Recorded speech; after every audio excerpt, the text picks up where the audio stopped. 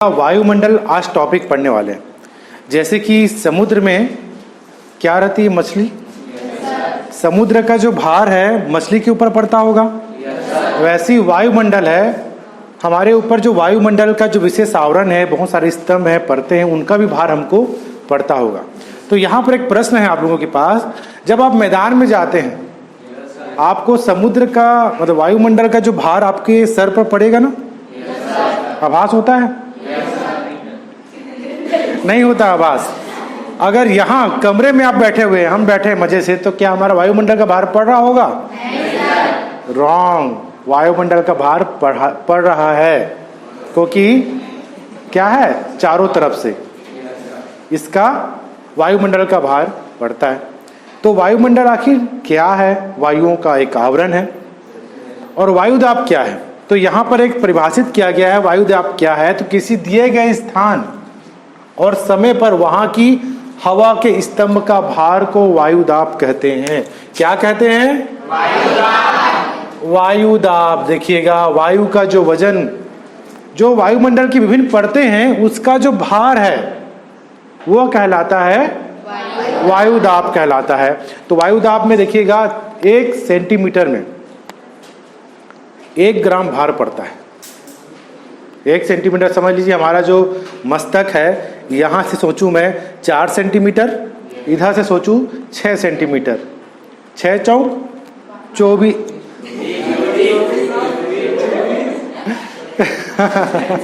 6 चौक 24 है यहाँ पर। तो 24 सेंटीमीटर में कितना भार पड़ेगा?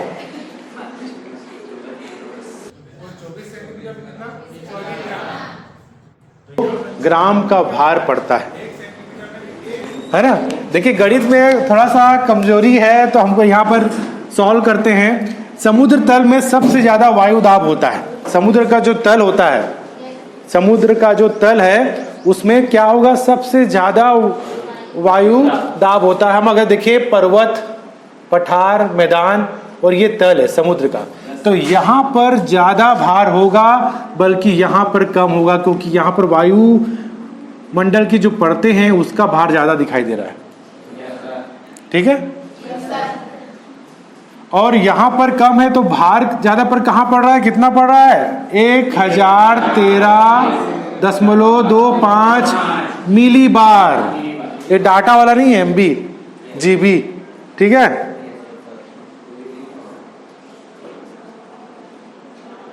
देखिएगा, तो यहाँ पर समुद्र का जो तल है वहां पर कितना मिली बार है वजन, भार वायुदाब का। ठीक है ज्योति, समझ में आ रहा है? कितना सबसे ज्यादा भार कहाँ रहेगा? अगर यहाँ पर अहिल्या खड़ी है पर्वत के पास और यहाँ पर ज्योति है, तो सबसे ज्यादा वायु का भार कहाँ रहेगा? ज्योति के पास रहेगा। मतलब 1 सेंटीमीटर में 1000 ग्राम, मतलब 1 किलो का भार पड़ेगा 1 सेंटीमीटर में। तो मैंने यहाँ पर अपना सर का नक्शा आपके सामने छापा है, 4 + 6 सेंटीमीटर 24 सेंटीमीटर। तो कितना भार आ रहा है समुद्र में रहूंगा तो, समुद्र के तल पर 24 किलो का भार हमारे सर पर भार आएगा, वायु का भार पड़ता है। ठीक है? तो याद रखिएगा, सबसे ज्यादा समुद्र तल पर वायुदाब का भार होता है। वायुदाब का भार मतलब वायुमंडल का जो भार होता है। जैसे कि मैंने एग्जांपल दिया, समुद्र के अंदर मछली है, तो मछलियों का, समुद्र के अंदर जो मछली है, तो मछली के सर पर ही भार होगा क्या समुद्र का? उसके चारों तरफ रहेगा। तो वैसी मनुष्य है, वायुमंडल अगर मैदान में है वो या कमरे में है तो भी उसके भार पड़ेगा उतना, छत रोक नहीं सकता। तो यहाँ पर समुद्र तल का हम देखें वायुदाब को कैसे हम भार में तब्दील करते हैं। सबसे ज्यादा 1013.25 मिली बार। समुद्र तल का भार सर्वाधिक है, कितना है? 1013.25 मिली बार। ये भूलिएगा मत, 1013.25 मिली बार ये है समुद्र तल में वायुदाब का भार, है ना। तो यहाँ पर क्लियर हुआ वायुदाब क्या है। वायुमंडल की जो विभिन्न परतें हैं उस पर उसका जो भार है वायुदाब कहलाता है। क्लियर यहाँ पर? कंफ्यूज तो नहीं हुआ? फिर वायु धारा में कंफ्यूज मत कर लीजिएगा। तो वायु दाब, वायुमंडल की विभिन्न परतों का भार को वायु दाब कहते हैं। क्लियर? सबसे ज्यादा कहाँ होगा? समुद्र तल में। समुद्र के नीचे मत जाना, समुद्र के तल में सबसे ज्यादा वायु दाब होगा। सबसे कम कब होगा? ऊपर, है ना। तो यहां पर हम देखते हैं वायु दाब को प्रभावित करने वाले कारक हैं 4 कारक। आखिर सब जगह समुद्र तल में इतना ज्यादा भार क्यों है, पर्वत में कम है, ऐसा क्यों? ध्रुवीय क्षेत्र में क्यों ऐसा ज्यादा है, भूमध्य रेखी में कम है? ये बहुत सारे प्रश्न पूछे जाते हैं। उसके कारण है ऊंचाई। बोल रहा है कि ऊंचाई, जैसे कि हमने यहाँ पर देखा कि पर्वतीय क्षेत्र में जितनी हम ऊंचाई में जाएंगे वायु दाब कम होगा। आप पर्वत में चढ़ना शुरू करो, पर्वत में चढ़ेंगे तो वहां पर ज्यादातर क्या होता है, नाक से खून बहने का शिकायत होता है, नाक से खून आ जाता है। गर्मी में भी ऐसा हो जाता, पता नहीं चलता, दर्द भी नहीं हो रहा, नाक से खून बह रहा है। हुआ ना ऐसा? क्योंकि उस समय वायु दाब कम होता है। गर्मी के दिन में भी ऐसा होता है, मगर वो ऊंचाई से लेना देना नहीं उसमें। पर्वतीय क्षेत्र में हम जाते हैं, वहां पर वायु दाब कम होता है, ऑक्सीजन की कमी होती है, तो परिणाम स्वरूप क्या होता है, वहां पर नाक से खून बहना शुरू हो जाता है। तो ऊंचाई में क्या हो रहा है, वायु दाब कम होता है और नीचे समुद्र तल में ज्यादा है, क्योंकि यहाँ पर जो हम देख रहे हैं वायुमंडल के जो स्तंभ का भार कम है, जबकि यहाँ पर ज्यादा है। तो ये होता है, हम देख सकते हैं कि 100 मीटर पर 100 मीटर बिजली का खंबा, एक खंबा दूसरे खंबे के बीच डिस्टेंस कितना होता है? क्लियर? 100 मीटर। 100 मीटर को हमें ऊर्ध्वाधर करने, ऊर्ध्वाधर मतलब ऊपर। जैसे कि ये क्या है, हॉरिजॉन्टल, हॉरिजॉन्टल। ये क्या है, हॉरिजॉन्टल, हॉरिजॉन्टल क्षैतिज। और इसको मैं लंबवत करूं, ऊर्ध्वाधर करूं। मैं अभी कैसे खड़ा हूं? लंबवत, ऊर्ध्वाधर। जब मैं सोने जाता हूं तो कैसा रहता हूं? क्षैतिज, क्षैतिज और ऊर्ध्वाधर। समझ में आ गया? तो वायुमंडल जो वायु जो है, वायु दाब 100 मीटर की ऊंचाई में जाने से कितना कम होता है? 13 मिलीबार। एम मतलब मी, बी मतलब बार, मिलीबार कम होता है। ठीक है सुमित? हाँ, दूसरा मत समझना, है ना। और ये बोल रहा है 5486 मीटर की ऊंचाई में जाने से, 5486 मीटर बराबर कितना किलोमीटर? 1000 मीटर बराबर 1 किलोमीटर। तो 5000 मीटर बराबर कितने किलोमीटर? क्लियर? 5 किलोमीटर। तो पहुंचिए यहाँ से जेठा उतना दूर को हम लोग ऐसा कर लें और ऊपर जाएं तो वहां पर क्या हो जाएगा, वायु दाब बिल्कुल आधा हो जाता है, आधा हो जाएगा ऊपर में जाने पर। तो यहाँ पर हम देखेंगे कि 5486 मीटर की ऊंचाई में जाने से वायु दाब आधा हो जाता है। मतलब नीचे कितना है, 1013, तो उसका आधा हो जाएगा, 500 हो जाएगा। क्लियर? ऊंचाई भी प्रभावित करता है। पर्वतीय क्षेत्र में कम वायु दाब, समुद्र तल में ज्यादा वायु दाब। क्लियर? पहला पॉइंट ऊंचाई हुआ। दूसरा है तापमान का प्रभाव। जो सूर्य के कारण वायु गर्म हो जाता है, गर्म होगा तो क्या होगा, उसका आयतन बढ़ेगा। केमिस्ट्री में पढ़े भी हैं ऐसा। जब किसी को हम गर्म करते हैं तो उसके अणु दूर दूर होते हैं, दूर दूर भागते हैं। तो सूर्य के कारण वायु भी गर्म होता है। जैसे कि यहीं पर मैं फटाका फोड़ूं, फटाका फोड़ने से क्या आएगा, उष्मा, ऊर्जा, आप दूर दूर भागोगे। तो सेम सूर्य के प्रकाश से वायु भी दूर दूर भागता है, भागने से उसका आयतन बढ़ जाएगा, आयतन बढ़ेगा तो हल्का हो जाएगा, ऊपर उठेगा। तो जहां तापमान ज्यादा होगा, तापमान मतलब गर्मी, तापमान मतलब गर्मी ज्यादा होगा, वहां वायु दाब कम होगा, कम होगा। ठीक है? और जहां तापमान कम होगा मतलब ठंडी होगा, वहां पर वायु दाब ज्यादा होगा। क्लियर यहाँ पर? तो गर्मी से क्या होता है, आयतन में वृद्धि होता है और दाब में कमी होता है। वो ठंड है, ध्रुवीय क्षेत्र बर्फीला क्षेत्र है, तो क्या होगा, आयतन कम होगा और दाब में वृद्धि होगा। क्लियर हो गया? रेल की पटरियों के बीच गैप क्यों छोड़ा जाता था? क्योंकि सूर्य की गर्मी से जो इस्पात है उसका संचार हो रहा है, प्रसार हो रहा है। इससे क्या होता था, वह तिरछी मिर्ची हो जाती थी और ट्रेन आती थी दुर्घटनाग्रस्त हो जाती थी। इस कारण ट्रेन की पटरियों के बीच गैप छोड़ दिया जाता था। अब ऐसा नहीं है, छोड़ देते हैं, है ना, क्योंकि ऊष्मा से क्या हो रहा है, प्रसार हो रहा है, बड़ा हो जा रहा है। अब एग्जाम्पल ले लीजिए आप लोग, ठंड खूब है, घर में आप सो रहे हैं, रात को कैसे सोएंगे, सिकुड़ के सोएंगे, सिकुड़ के सोएंगे ना। और गर्मी में कैसा होगा, फैला के सो रहे हो।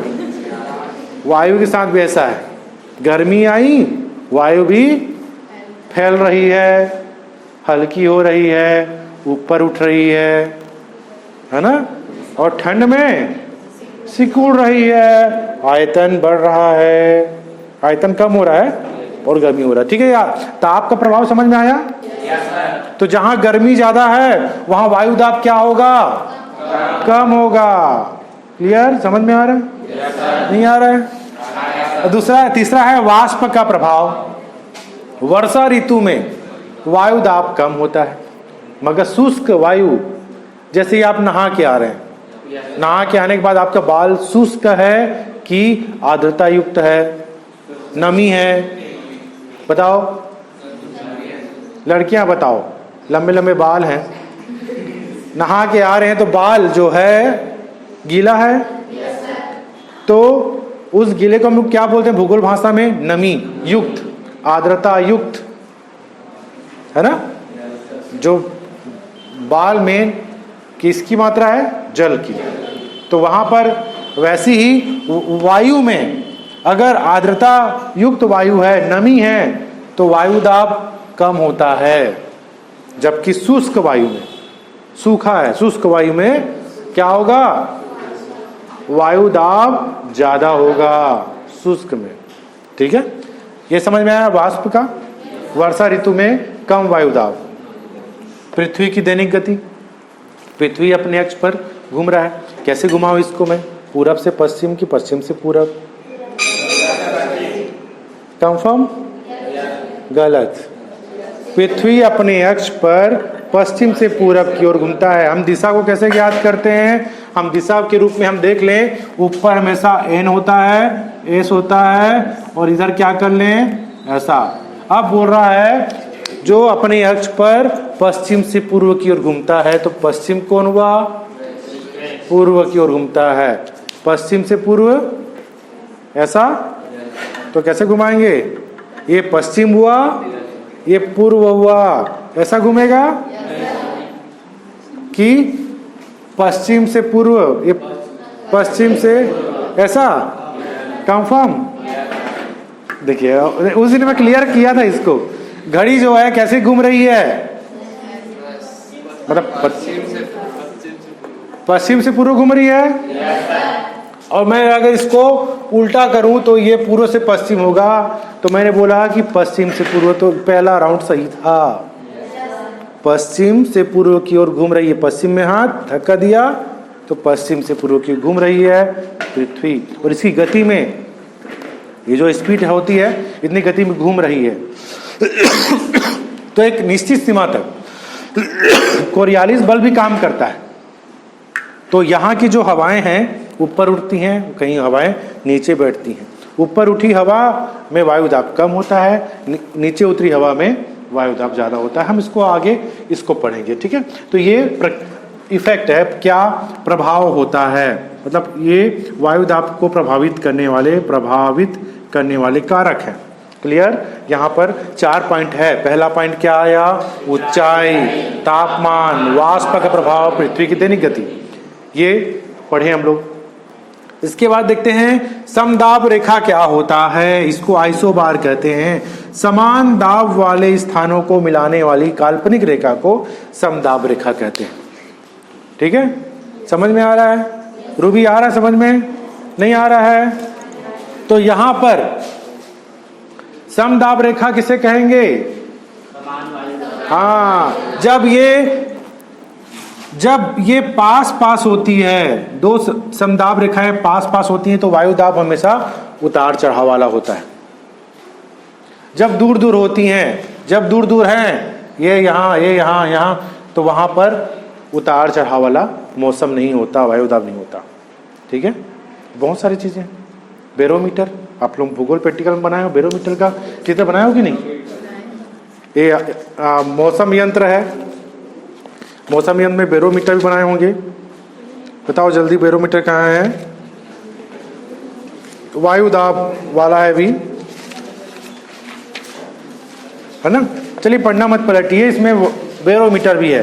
बैरोमीटर में क्या होता है, जब तापमान बढ़ता है उसका कांटा ऊपर जाएगा तापमान, मगर वायु दाब कम होता है वहां पर। चलिए बहुत सारी चीजें हैं, इसको प्रैक्टिकल में पढ़ लेंगे। तो क्लियर, यहाँ पर वायु दाब क्या होता है? वायु का भार को ही वायु दाब कहते हैं। क्लियर?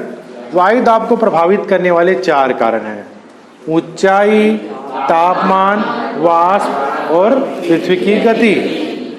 ये 4 कारण हैं। वायु दाब के आधार पर पृथ्वी को हम 7 सप्ताह में कितने दिन होते हैं? 7। क्लियर, 7 दिन होते हैं। yes, तो 7 कटिबंध में बांटा गया है वायु दाब को। तो ये अक्षांश रेखा काल्पनिक रेखा होती है, या पृथ्वी है, इसके मध्य से कौन सी रेखा गुजरी है? भूमध्य रेखा, विषुवत रेखा, जीरोस अक्षांश। तो ये जो रेखा है या पृथ्वी को 2 भागों में बांटती है, ये उत्तरी गोलार्ध, ये दक्षिणी गोलार्ध। क्लियर? सर उत्तरी गोलार्ध क्यों बोल लगे? मैंने यहां बताया, नॉर्थ साउथ, उत्तरी दक्षिणी, अंडा खाए आमलेट के रूप में अलग हुआ ना, 1 2। तो आप पृथ्वी मान लीजिए, जैसे ही आप फोड़े हो चाकू से, वहां पर वो विषुवत रेखा है, एक साइड आया उत्तरी गोलार्ध, एक साइड आया दक्षिणी गोलार्ध। ठीक है, लड़कियां लोग तो कर सकती हैं, इसको अच्छा बना सकती हैं, ग्लोब बना सकती हैं। हर में कला दिखाइए, आप आर्ट्स वाले विद्यार्थी हैं तो हर चीज में आप लोगों को कुछ हट के होना चाहिए। ठीक है, तो हम टॉपिक में आते हैं। वायु कटिबंध 7 प्रकार के हैं, इसको याद रखना है। पृथ्वी के मध्य, मैंने ये जो ग्लोब है इसको मैंने श्याम पट में उतार दिया है। क्लियर? व्हाइट बोर्ड, श्याम पट तो नहीं है, सफेद है ये। तो देखिएगा, भूमध्य रेखी निम्न दाब किसी का नाम है ये कहां से कहां रहेगा? 10 अंश उत्तरी अक्षांश से 10 अंश दक्षिणी अक्षांश के बीच। उत्तरी अक्षांश से दक्षिणी अक्षांश के बीच। आपको याद रखना है, भूमध्य रेखी है निम्न वायु दाब का क्षेत्र कहां से कहां है? 10 अंश उत्तरी, 10 अंश दक्षिणी के बीच, है ना? ये आएगा 10, मैंने बोला ऊपर में 90, नीचे में 90 तक जाएगा ये। ठीक है आयुष, लंबा तो नहीं हो रहा है क्लास? तो ये देखिएगा, अक्षांश कितने हैं? 180, विषुवत रेखा मिला के 181। तो उत्तरी, ये विषुवत रेखा की जो लाइन है काट दी गई है, इसके ऊपर कितने अक्षांश? 90, इसके नीचे 90। तो मैंने यहां पर सूर्य की सीधी रोशनी पड़ती, यहां पर सूर्य की सीधी रोशनी पड़ती है भूमध्य रेखी क्षेत्र में। तो यहाँ का जो तापमान कैसा होता है? गर्म वाला होता है, वहां गर्मी खूब होती है। हवाएं कैसी होती हैं? हवाएं तुरंत गर्म होके ऊपर उठती है। हवाएं गर्म हुई ऊपर उठी, गर्म हुई ऊपर उठी। क्लियर? ठंडा हो जाती, बारिश भी करती है। तो भूमध्य रेखी क्षेत्र में 2 बजे दोपहर को बारिश होती है रोज, उमस भरा वाला। चलिए हटाइए। तो भूमध्य रेखी निम्न दायु पेटी जो है, इसका विस्तार 10 अंश उत्तरी अक्षांश से 10 अंश दक्षिणी अक्षांश के बीच है। ये समझ में आ गया? और यहां पर मुख्यतः 5 अंश उत्तरी अक्षांश से 5 अंश दक्षिणी अक्षांश के बीच शांत पेटी, जिसको बोला जाता है डोल्ड्रम। क्या बोलते हैं? बोल बम नहीं, डोल्ड्रम। देख भाई,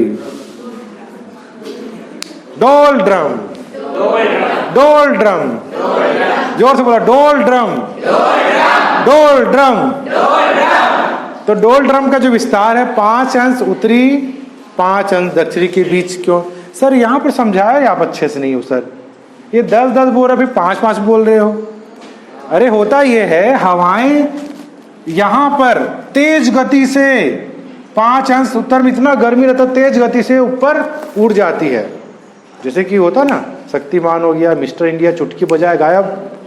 वायु भी यहाँ पर इतनी तेज गर्मी होती है कि यहाँ पर आई हवा तुरंत ऊपर उड़ जाती है। मगर 10 अंश में भी होता है, मगर सबसे ज्यादा प्रभावितशील कौन सा होता है? 5 अंश उत्तरी अक्षांश 5 अंश दक्षिणी अक्षांश बीच हवाएं उठने से क्या हो गया? वहां पर उड़ जाती है, शांत पेटी हो जाती है, शांत साइलेंट हवा हो जाती है, पत्ते भी नहीं हिलते। यहाँ तो हिल भी रहे, हवा पूरा शांत हो जाता है, तो उसको शांत पेटी कहते हैं। उसको अंग्रेजी में डोलड्रम पेटी। प्रश्न पूछेगा डोलड्रम पेटी क्या है, तो बताना पड़ेगा भूमध्य रेखीय क्षेत्र में 5 अंश उत्तर 5 अंश दक्षिण के बीच हवाएं तेजी से ऊपर उड़ जाती है। क्यों? गर्मी के कारण। सूर्य की प्रकाश तेजी से पड़ती है, तो उस वहां पर क्या हो जाता है? शांत पेटी स्थापित हो जाता है, डोलड्रम पेटी कहलाती है। भूमध्य रेखीय निम्न दाब, हवाएं गर्म है, इस कारण वायु दाब कैसा? निम्न है। निम्न मतलब लो प्रेशर। लो प्रेशर क्या है? Low pressure. तो ये लो प्रेशर वाला क्षेत्र है, मतलब निम्न दाब वाला क्षेत्र है। क्लियर हुआ? यहाँ पर क्यों हो रही है? सूर्य की गर्मी के कारण हवाएं गर्म हो जाती है, ऊपर उड़ जा रही है। यहाँ पर क्या हो रहा है? यहाँ पर ज्यादातर तूफान आंधी नहीं चलती, हवाएं ऊपर उड़ जा रही है। क्लियर? ये है भूमध्य रेखा। मगर यहाँ पर पृथ्वी अपने अक्ष पर तेजी से घूम रहा है ना, तेजी से घूम रहा है, तो सबसे ज्यादा प्रभाव कहाँ होगा? ध्रुवीय क्षेत्र में कि यहाँ पर? सही बात बता रहे हो, सबसे ज्यादा प्रभाव ध्रुवीय क्षेत्र में होगा, यहाँ कम होगा। लट्टू को घुमाओ, साइकिल में कीचड़ लगा लो और उसको पैडल मारो, बाहर की ओर काम कर रही है ना, कीचड़ वहीं पर पहिए में आता है क्या? आप भाई कीचड़ लगा हुआ साइकिल का टायर है, उसको जोर जोर से मारोगे तो कीचड़ आपके ऊपर ही आएगा कि पीछे है जो खड़ा है उसके ऊपर जाएगा? हाँ, तो यही होता है भूमध्य रेखीय क्षेत्र में। हवाएं ऊपर उठी, ऊपर उठ के वहीं पर आएंगी कि दूर जाएगी? हाँ, यहाँ पर हवाएं आई, ऊपर उठी, उठ के यहाँ गिरती हैं, यहाँ पर उपोष्ण उच्च दाब में। उसको बोलते हैं हम लोग 30 से 35, 30 से 35, अरे रुको, 30 से 35 अंश उत्तरी अक्षांश। उत्तरी अक्षांश जितना ऊपर में है सेम वही नीचे में भी होगा। कितना? 30 से 35 अंश उत्तरी अक्षांश। उत्तरी अक्षांश। क्लियर? हाँ, दक्षिणी अक्षांश। वेरी गुड, ये हुई ना बात, दक्षिणी अक्षांश, क्योंकि भूमध्य रेखा के नीचे है दक्षिणी अक्षांश। तो देखिएगा, हवाएं भूमध्य रेखा में ऊपर उठी, ऊपर उठने के बाद ठंडी होके नीचे गिर रही हैं, यहाँ पर और यहाँ पर। कहाँ पर? उपोष्ण उच्च दाब। उपोष्ण उच्च दाब उत्तर दक्षिणी अक्षांश में। क्लियर? ये समझ में आया? सर क्यों गिर रही वहां पर? वहीं पर क्योंकि कोरियालिस बल के कारण। जैसे कि आप थाली में परायत में पानी रख लो, खुद ऐसे घूम रहे हो ना, तो पानी आपके साथ जाएगा कि पीछे भी गिरता जाएगा? तेजी से आप करोगे, सोचोगे कि मैं पानी लेके जा रहा हूं, या आयुष बाइक चला रहा है, सुमित पीछे में परायत में पानी या ड्रम रखा हुआ है, जा रहा है पानी में, तेजी से चला तो पानी तो पीछे गिरेगा ना भाई, कुछ उसके ऊपर गिरेगा, उधर गिरेगा। तो हवाएं ऊपर उठी, कुछ सुमित के पास गिरा, कोई पीछे गिरा, मतलब हवाएं इधर भी गिरी इधर भी गिरी, दो पार्ट में डिवाइड हो गया ना, इधर से नहीं गिर रही ना इधर गिर रही है। क्लियर हुआ? हवाएं ऊपर उठी, गिरी कहां पर? उपोष्ण उच्च दाब उत्तरी अक्षांश और दक्षिणी अक्षांश में। अब यहां पर कमलेश्वर व्यापारी था, घोड़े को लेकर जा रहा था समुद्र में। अब हुआ ये कि घोड़े को लेकर जा रहा था, अचानक एक है कि भार पड़ रहा है सब और नाव डूबने वाला रहता है, तो क्या कहता है, घोड़े का चारा को समुद्र में फेंक दिया, भार कम होगा। उसके बाद भी नहीं हुआ। अब उसके बाद क्या किया, एक एक करके घोड़े को फेंकना शुरू कर दिया, क्योंकि अपना बचाना है, जिसके लिए घोड़ा लेके आ रहा है। समझ में नहीं आया प्राचीन काल में ऐसा क्यों होता था। अब घोड़े को फेंक कर अपना जान बचाया। कहां पर, अब बताइए, ये उत्तरी अक्षांश में ऐसा होता था कि दक्षिणी अक्षांश में? दक्षिणी अक्षांश में, क्योंकि यहाँ पर पूरा जलीय क्षेत्र है। जलीय क्षेत्र में नाव तो यहीं बहाएंगे कि स्थल में बहाएंगे भाई? ये तो पूरा उत्तरी गोलार्ध पूरा क्या है, स्थल वाला है। दक्षिणी गोलार्ध में क्या है, जल ही जल है। और वहां पर होता क्या है, ये हवाएं नीचे उतर रही हैं, वायु दाब ज्यादा है, उच्च दाब, हाई प्रेशर है, हाई प्रेशर, उच्च दाब है। तो यहां पर जो नाव पहले की हुआ करती थी प्राचीन काल में, वो इंजन वाली नहीं हुआ करती। आजकल तो कोई दिक्कत नहीं, आजकल तगड़ी इंजन रहती है, पार कर जाती है। उस समय क्या था, पाल नौका, हवा के अनुरूप नाव आगे बढ़ती थी और वहां डूबने का खतरा होता था। तो यहां पर घोड़े को फेंक देते थे। इस कारण 30 अंश दक्षिणी अक्षांश से 35 अंश दक्षिणी अक्षांश को अश्व अक्षांश कहते हैं। अक्षांश, सर अश्व क्यों बोलते हैं? अश्व मतलब घोड़ा, हॉर्स, लेटिट्यूड क्यों कहते थे? क्योंकि यह जो है उच्च वायुदाब वाला क्षेत्र है। प्राचीन काल में नाव में क्या लेके जाते थे, गधा की घोड़े, हाँ, और उनको समुद्र में फेंक देते थे। समझ में नहीं आया कि क्या माजरा है। फिर समझ में आया कि वहां पर भूगोलवेत्ता पता चला कि उच्च दाब क्षेत्र है, हवाएं नीचे उतरती है तेजी से, और ये वहां का समुद्र का जो पानी बहुत ज्यादा हलचल होता रहता है। जैसे बाइक में कोई लेके जा रहे हैं ना, है ना, बाइक में लेके जा जैसे तो ऐसी हलचल होता रहता है। ये वाला है हाई प्रेशर। तो अश्व अक्षांश किसे कहते हैं, समझ में आया? इसको दक्षिणी अक्षांश लिखिएगा, ये उत्तरी अक्षांश में नहीं पाया जाता, क्योंकि जो महासागरीय क्षेत्र ज्यादा दक्षिणी गोलार्ध में है। तो 30 अंश दक्षिणी अक्षांश से 35 अंश दक्षिणी अक्षांश। तो अश्व अक्षांश समझ में आया? तो यहां पर भूमध्य रेखी मैं आगे बताऊंगा। आखिर ये 3 + 2 क्या है, बराबर 7। क्लियर? 7 है ना कि 8 है? देख लीजिए, 7 है वायु कटिबंध। ठीक है, ये उपोष्ण उच्च दाब समझ में आया? या हवाएं नीचे उतर रही हैं, हवाएं नीचे उतर रही हैं, यहाँ हवाएं ऊपर जा रही हैं, ये हवाएं नीचे उतर रही हैं। उपोष्ण उच्च दाब हो गया। अब हुआ क्या, हवाएं नीचे उतर के, अब इसको भूल जाइए। उपोष्ण उच्च दाब कटिबंध की जो हवाएं हैं तेज गति से, ध्रुवीय उच्च दाब की जो हवाएं हैं ये भी किधर जा रही है, इधर। अब ये इधर, दोनों आपस में टकरा रहे हैं। कौन? उपोष्ण उच्च दाब की हवाएं और ध्रुवीय उच्च दाब की हवाएं आपस में टकरा कहाँ रही हैं, निम्न दाब क्षेत्र में। तो वहां निम्न दाब बन गया है। क्लियर? यहां पर जैसे कि 2 हाथी हैं, आपस में लड़ रहे हैं, धूली क्षेत्र है, ये उधर से आ रहा है, इधर से आ रहा है, और जहां पर कनेक्ट हो रहे हैं वहां पर धूल धूल धूल हो रहा है, ऊपर उड़ रहा है धूल, दिख जाएगा उसको कि भाई जंगली हाथी आया है भद्रीपाली में, है ना। तो यही होता है कि उपोष्ण उच्च दाब और ध्रुवीय उच्च दाब की हवाएं तेजी से कहाँ टकराती हैं, निम्न दाब क्षेत्र में, और हवाएं यहाँ पर क्या हो जाती हैं, निम्न दाब वाला क्षेत्र हो जाता है, ये हो जाता है लो प्रेशर। ठीक है। और दूसरा ये भी कारण है, दूसरा कारण ये भी है कि पृथ्वी का गति के कारण भी ऐसा होता है। तो क्लियर हुआ, उपोष्ण उच्च दाब में क्या हुआ, हवाएं नीचे उतर रही हैं, यहां पर दोनों आपस में टकरा रही हैं, तो परिणाम स्वरूप क्या हो रहा है, उसका अभिसरण हो जा रहा है। दोनों आपस में टकराई, परिणाम स्वरूप हवाएं निम्न दाब बन जाती हैं, निम्न दाब क्षेत्र उपध्रुवी। क्लियर? ये कितना से कितना है भाई?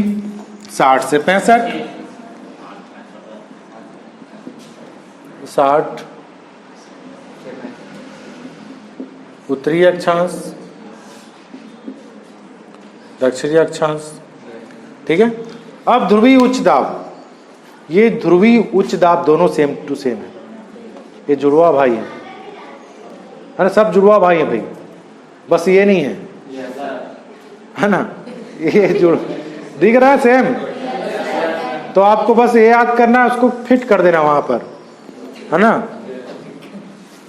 तो ध्रुवीय उच्च दाब में हवाएं ठंडी रहती हैं, बर्फीली क्षेत्र है, ठंडी क्षेत्र होने का तापमान कम मिल रहा है। सूर्य का प्रकाश, मैं यहाँ टार्च जलाऊं, यहाँ पर टार्च जला रहा हूँ, अभी इंडिया में दिन है, मतलब यहाँ मैं टार्च जला रहा हूँ, यहाँ पर मगर यहाँ पर और यहाँ पर सूर्य की प्रकाश आ रही है क्या? नहीं। तो उसको तापमान मिलेगा क्या? नहीं मिलेगा। तो वहाँ पर क्या हो जाएगा? उच्च दाब। ठंडी हवा जहाँ होगी वायु का दाब ज़्यादा होगा। क्लियर?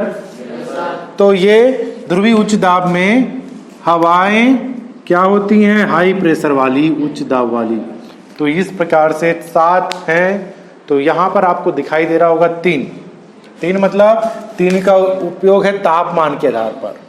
तापमान के आधार पर 3 है, मतलब देख लीजिए तापमान ज्यादा मिल रही है, सूर्य की प्रकाश सीधी पड़ रही है निम्न दाब में, गर्म होने के कारण ऊपर उठ रही है तापमान। यहाँ तापमान कम मिल रही है, यहाँ तापमान कम मिल रही है, तो 3 हुआ ना। तापमान के आधार पर वायु दाब में ये जो 7 में से 3 तापमान इसका आधार है। ठीक है। यहाँ सूर्य का प्रकाश नहीं पड़ रहा, यहाँ पड़ रहा है तापमान के कारण। और 2 का कारण क्या है?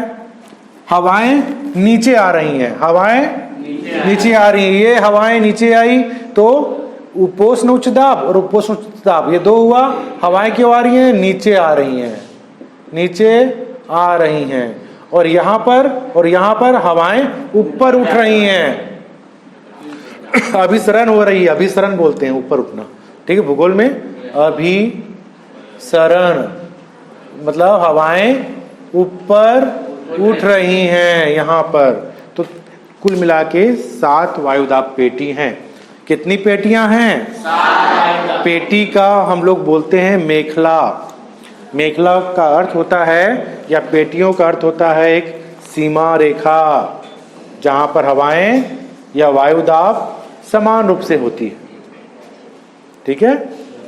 जैसे कि छत्तीसगढ़ में बबूल का वृक्ष मिलेगा, सिक्किम जाओगे तो ओक का, उधर जाओगे तो महोगनी का। तो एक क्षेत्र होता है जहां पर उस तरह के वृक्ष पाए जाते हैं। तो ऐसी यह वायु दाब के प्रकार हैं 7। तो यहां पर वायु दाब की कितनी पेटियां हैं? 7। तो यहां पर सबसे बीच वाला कौन सा है? निम्न दाब। देखिए बहुत इजी है। यहां पर भूमध्य रेखीय निम्न दाब, मतलब ये हम देखें बीच वाला भाग पृथ्वी है, इसको मैं ले लूं भूमध्य रेखीय निम्न दाब। निम्न दाब है तो फिर उसके ऊपर क्या आएगा? उच्च दाब। उच्च दाब के ऊपर क्या आएगा? निम्न दाब। निम्न दाब के ऊपर उच्च। क्लियर? इसको हम लोग समझते हैं भूमध्य रेखीय निम्न दाब। दूसरा क्या आएगा? उपोष्ण उच्च दाब। मध्य का यूज याद कर, उपोष्ण याद करना, ये भूमध्य रेखीय निम्न दाब। फिर उपोष्ण बोलो, ये निम्न है तो ये ऊंचा होगा। भूमध्य रेखीय निम्न दाब के ऊपर उपोष्ण उच्च दाब। अब ये ध्रुवीय क्षेत्र के पास है तो उपध्रुवीय, ध्रुवीय नहीं है, उपध्रुवीय है। तो उपध्रुवीय निम्न, तो सबसे टॉप में क्या है? ध्रुवीय उच्च। ऊंचा सबसे टॉप में, ध्रुवीय उच्च, है ना। क्लियर हुआ? भूमध्य रेखीय निम्न दाब, उपोष्ण उच्च दाब, फिर क्या है? उपध्रुवीय निम्न दाब, ध्रुवीय। जस्ट नीचे भी वही हाल है, भूमध्य रेखीय निम्न, उपोष्ण उच्च, फिर उपध्रुवीय निम्न, फिर ध्रुवी। तो इस प्रकार से 7 पेटियां हमने देखा वायुदाब के बारे में, और ये बहुत इंपॉर्टेंट है।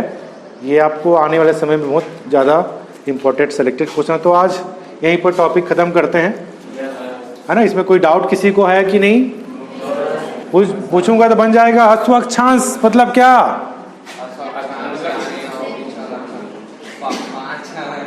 5 अंश उत्तर, 5 अंश दक्षिण की 35-30 वाला, 30-35 वाला क्या? दक्षिणी के ऊपर, दक्षिणी यहीं पर आएगा। हवाएं तेजी से पवन में पढ़ेंगे हम लोग। चिकटी 60, भयंकर 50, गरजती 40, ये सब हम लोग इसमें पढ़ेंगे। सब दक्षिणी वाला में होगा, क्योंकि समुद्री क्षेत्र है, वायु तेज गति से बहता है। तो टॉपिक खत्म करते हैं यहीं पर।